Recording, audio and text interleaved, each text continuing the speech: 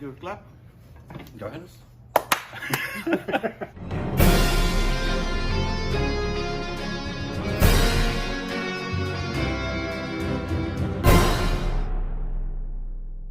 Thank you so much for sitting down with us, sir. It's been about a 3-year journey for us in terms of actually Indian cinema in general and Indian culture that we started on our channel, and you've been at the forefront of that, obviously. Yes.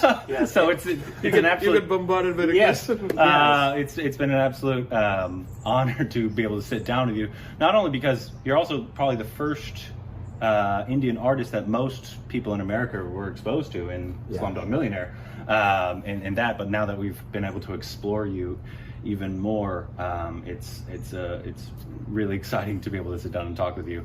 Well, first thing I want to talk about is actually a video we saw not too long ago. I think it was called Cultural Renaissance, and your passion to bring to light Indian artists and get the world to realize the amount of talent coming out of India, and that's one of our passions as well.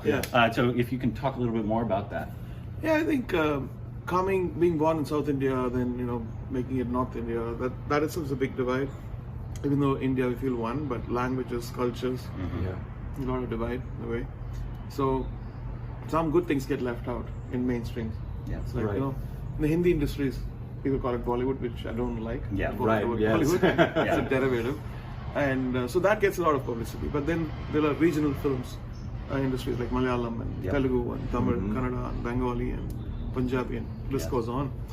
And these regional has a lot of gems in it, about classical music, about Indian culture and all that stuff. So even the folk artists, if you go into the deeper folk, they have great humanity in the songs.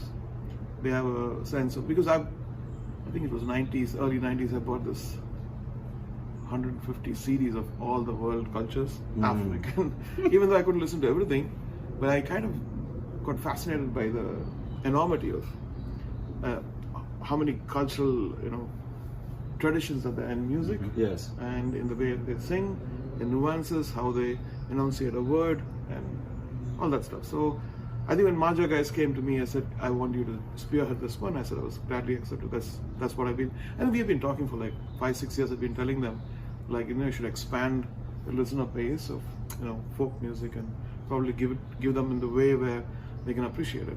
Because raw stuff can never be appreciated, right? Yes. It needs to be presented. And you guys are doing a great job. So. Oh, thank you so much. Thank you. It is our passion. I mean, before the channel started, we've always been celebrators of artistry, and it's really opened our minds and what we want to see other people in the West in particular open their minds to, the broader artistry that's outside of what in America they're most accustomed to. Like when Slumdog came out, I think everybody was listening. It was on the hit charts, was Jai Ho. I mean, everybody listened to that and knew of that. But what they don't know is what you just mentioned, all of the regional aspects and the artistry from those places. Is that, you grew up obviously in music, your father was a composer, you grew up in the studio, but very early on you also started to study Western music. So was world music something you were passionate about from a very early age, or was there a point where it started to expand for you in your both appreciation and composition? I think, when you have something mainstream, it's a bread and butter. I go play in the studios where, South Indian folk music and classical and cinema music. Right. Then you just want to be away from it, and you're listening. So I always went out and I was listening to John Williams and Angelus, and then Latin bands, and then Chinese records, and then Bach, the switched on Bach, Wendy Carlos record, which is my favorite. So these things actually taught me that there's a world outside my little South Indian film music world. Chennai was almost like the capital of that, because all 4 industries were together, and my dad was there. Like there'll be a Malayalam recording here, there'll be a Telugu recording here, there'll be Kannada. So I grew up with that, and then later, strangely, we were backing L. Shankar, who was a Shakti, John McLaughlin. He came in with his wife Caroline that time, and she said, "Can you guys back us up?" So we had a little studio band. So traveling with him, because we adored Shakti, we adored Shankar.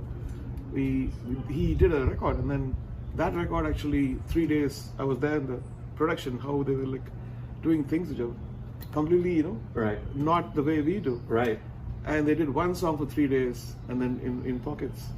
I said, because I come from industry where there's 7 to 1 and 2 to 9. 7 to 1 the song has to be done and mastered, done, completed.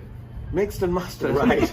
So all, it's like that with all artistry, right? It seems like the film industry does that too. It's like just pump that stuff out. Yeah. And I said, like, so when I came in, I said, I will purposely do a song for 6 months and let's see who's capable.